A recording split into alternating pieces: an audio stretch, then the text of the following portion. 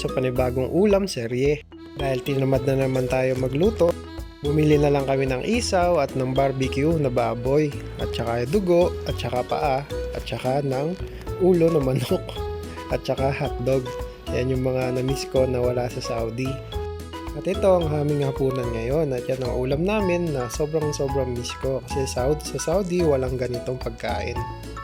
Lalo na yung barbecue na baboy kasi bawal doon kasi ang Saudi ay pure Muslim country.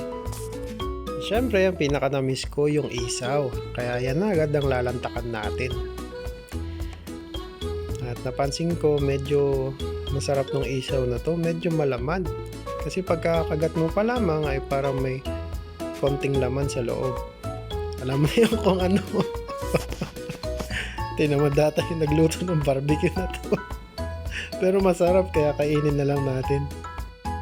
Siyempre, kumuha rin ako ng paborito natin na barbecue na laman ng baboy.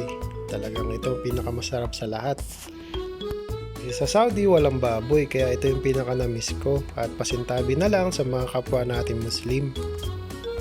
Kung kumakain ako ng baboy kasi ako ay isang Katoliko at ito yung kanagisnan namin na kinakain namin. At pasensya na rin at nirerespeto ko na hindi kayo kumakain ng karne ng baboy. Sana irespeto nyo rin kami na kumakain kami ng karne ng baboy. Magkakaiba man tayo ng paniwala pero mas mahalaga ay ang pagrespeto natin sa bawat isa.